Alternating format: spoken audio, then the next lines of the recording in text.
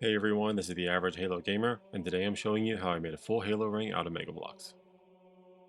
Before we get started, I'm working on more videos related to Halo.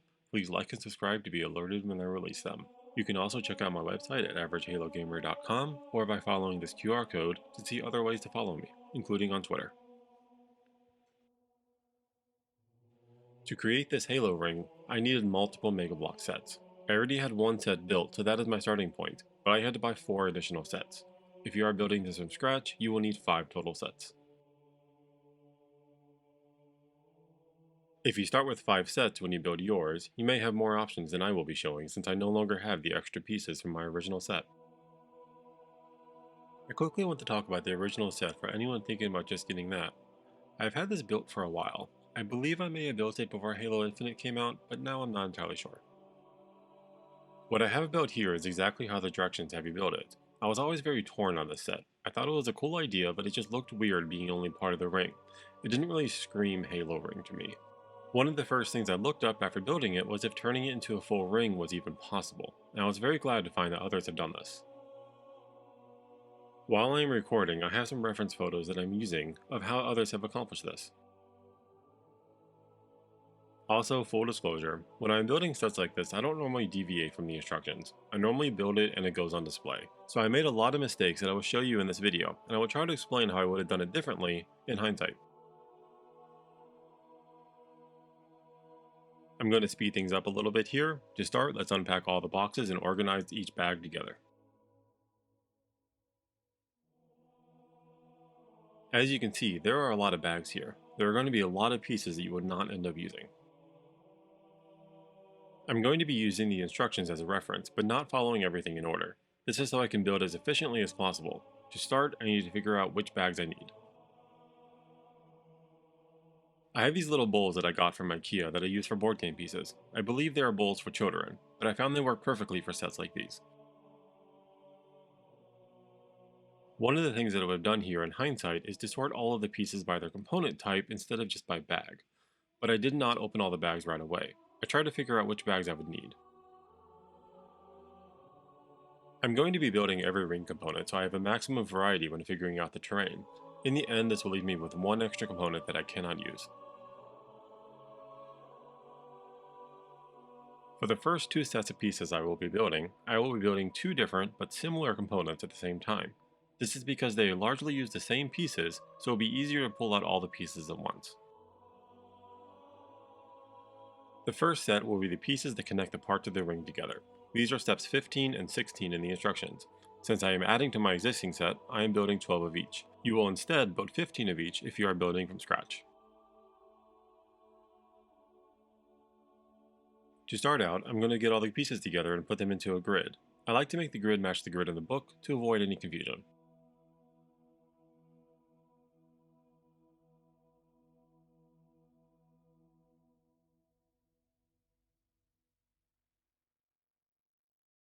Now I start building all the pieces. This is pretty easy but tedious and repetitive, but doing it all in the beginning makes the later parts go much smoother.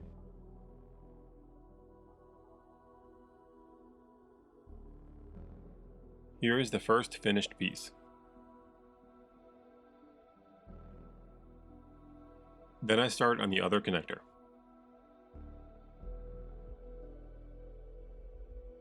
Unfortunately, during this one, I realized I was missing some pieces, so I had to go searching for a few. This is definitely the point that I started to think I should have done a better or different way of organizing my pieces.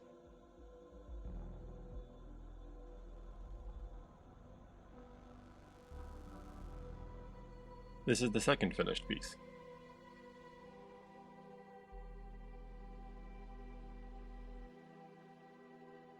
Once they were all done, I organized all the completed pieces into bowls, and then I needed to take a break because this was really repetitive.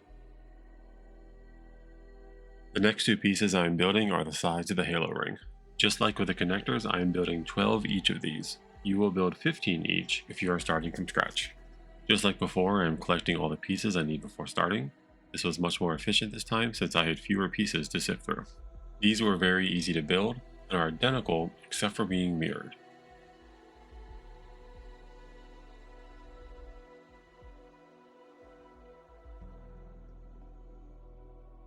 This is the first completed side.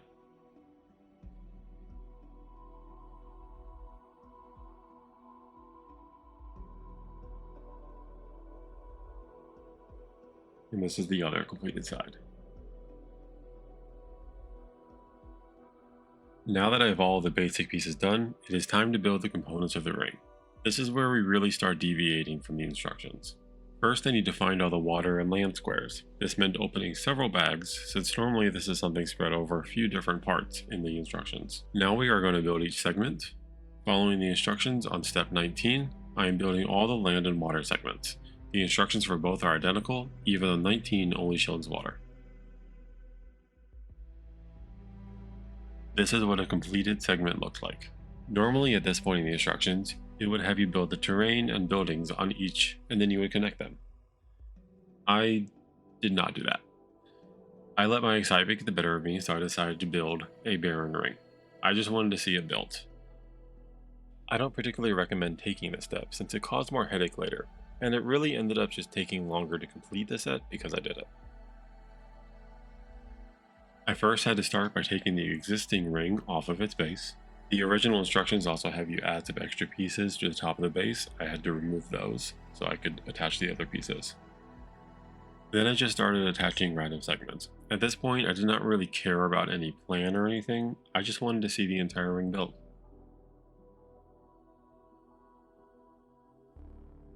Here is what the built Halo ring looks like without any details, except for the 3 segments from the original set.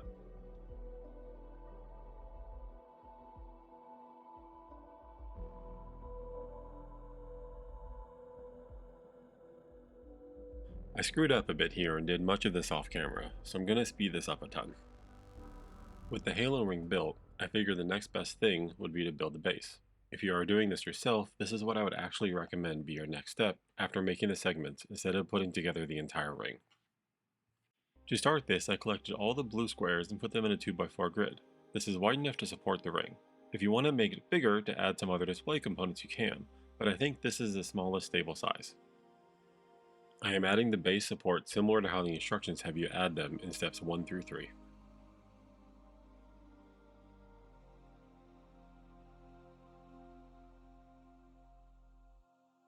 I made sure to put the support in so the pieces are not wobbling. Later off camera, I added additional support since I had some extra pieces, and I felt like it was necessary.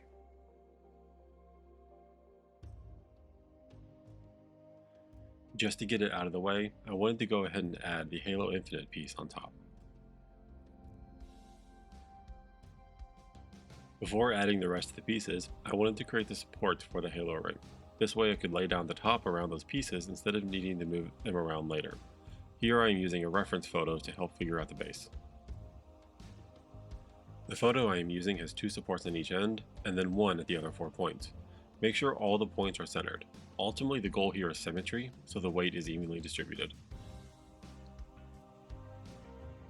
When you first connect your ring, I would recommend just starting with 3 segments instead of the entire ring.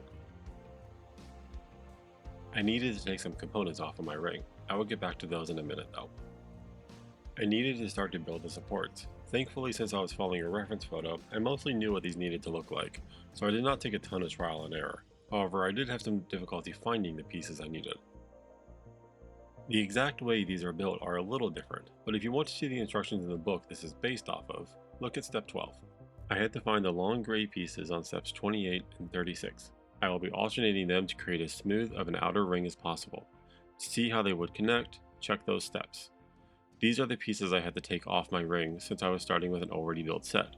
Right now I'm not focusing on adding any flair to the pieces, just on attaching the supports to the ring. I finally decided at this point that I should take apart the ring, since it would be easier to work with.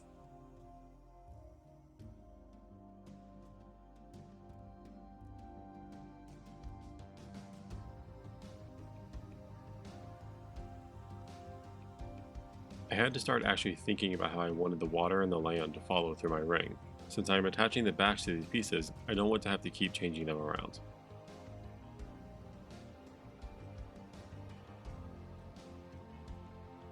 Unfortunately here I had some technical issues, and I lost the video of adding the final side posts. However, they are created the same as the others, except there are 3 of the poles. I also had an issue where I did not have enough to create both of the side supports. I believe I would have if I had started from scratch and had the extra pieces from the original set, but I'm not entirely sure. The reference photo shows using these, and I do think I need them. It leans back without them. In the last video, I started working on adding the top of the base. Before doing this, I went through and grabbed all of each type of smooth cover and put them in its own bowl. This way I did not have to go fishing for them and could do this step quickly. I wanted to use as many of the larger square pieces as possible to make sure I have plenty of pieces, and that gave a smoother finish. I had to go back a couple of times and redo a few areas. My goal with the cover was to have as much symmetry as possible, which thankfully was fully possible except for the Halo Infinite piece. I could have put that on the opposite side, but I chose not to. With the base done, now comes to the more creative part of this. I will show you what I did, but if you are building this yourself, I would encourage you to go wild and create how you would want. I decided that I wanted a lot of these pillars on my ring, so I started by building a few of these.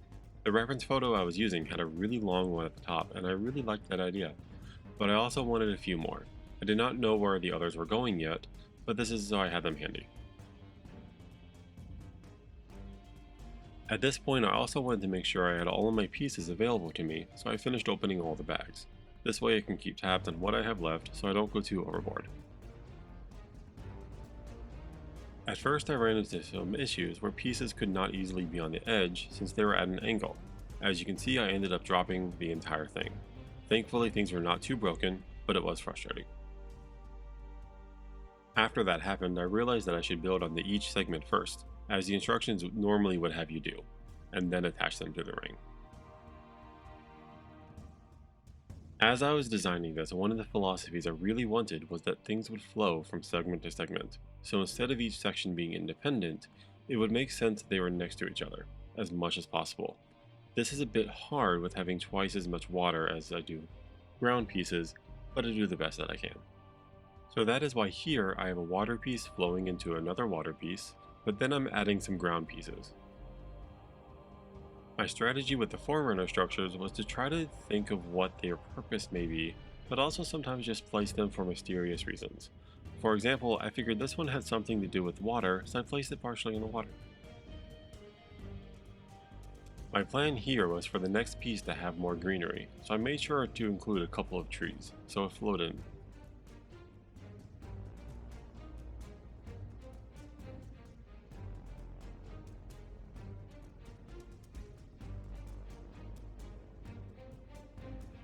Then I wanted to put in a full green piece on the right. With this one I wanted to play with the idea of high mountains with a Forerunner structure going up the mountain. I think I could have built it higher, but I was pretty happy with how this one came out.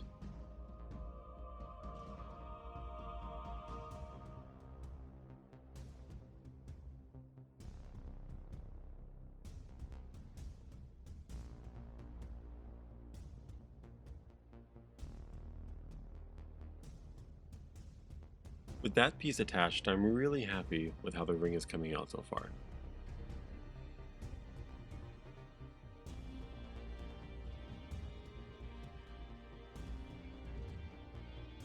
After adding a few pieces to the right, I decided to move to the left.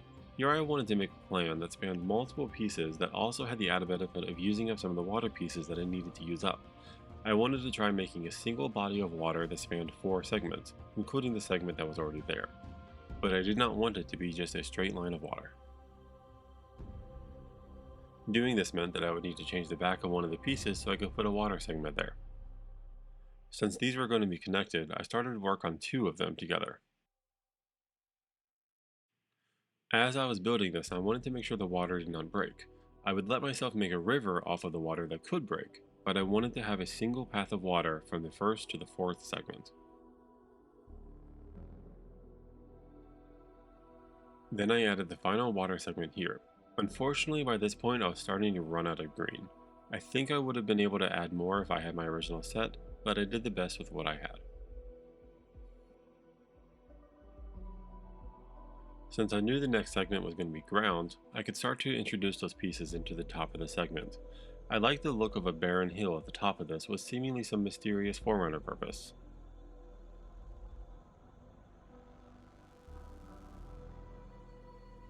After having the basic flow, I went back and added some trees and other flair.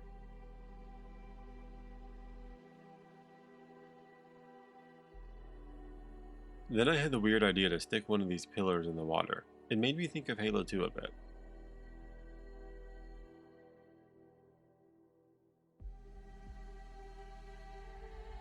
With those pieces finished, I had to carefully add them to the ring. I was not really sure how the idea of water was going to turn out, but I was really happy with it. Now I had to start working on the top pieces and I was starting to run a bit low. With 5 more to go, I made the decision that my focus would be on the pieces closer to the base, so the next piece on each side would have more detail and would trail off as I went up. My thinking was if you are looking at the shelf and it was likely to see the bottom in more detail, then may need to lean down to see the top. That being said, all 5 of these have a lot less detail than I wish they did. But to make sure I had enough pieces to put the pole at the top, I went ahead and set that part up on the topmost segment and tested it.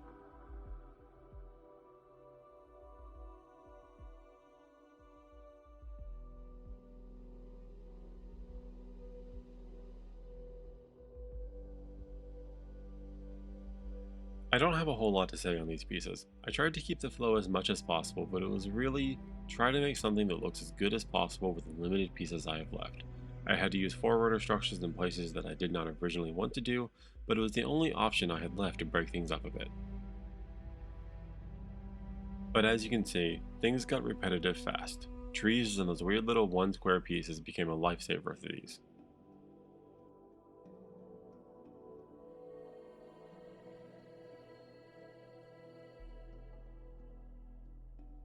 Finally, after all of that, this is the completed inner ring.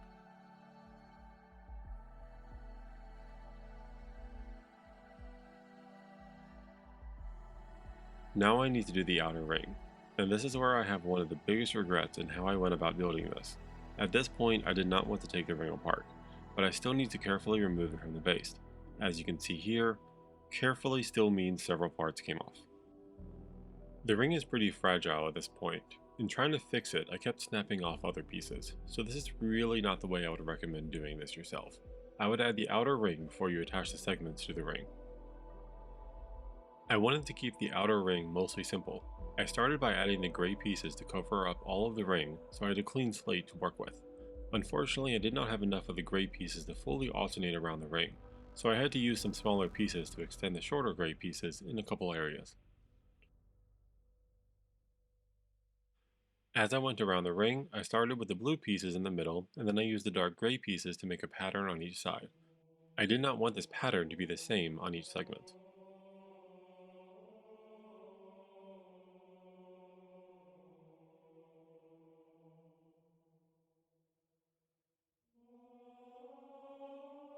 I decided that I did not want to add much, if any, detail on the pieces closer to the base. I figured these would be really hard to see, and I just did not have enough pieces available to do them.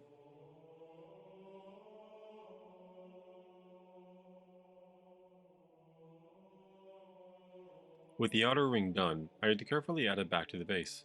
This took a bit of trial and error, as some pieces really did not want to cooperate.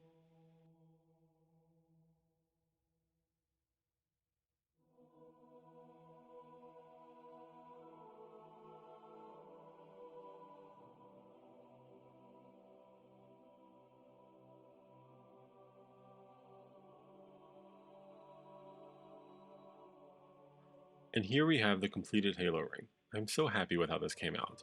I still want to go back and add in the additional supports on the sides so it doesn't lean so much, but other than that, I love how this came out.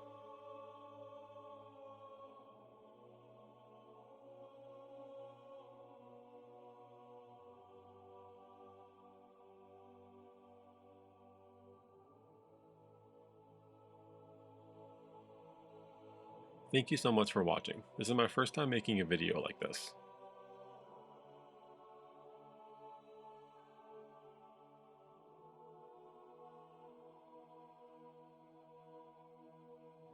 If you would like to see more Halo Mega Bloks videos, or have feedback on how I can improve, please let me know in the comments. And if you like what you see, remember to like and subscribe to know when I post more videos. You can also check out my website, averagehalogamer.com, where I have links to anywhere you can follow me. Until next time, this is the Average Halo Gamer.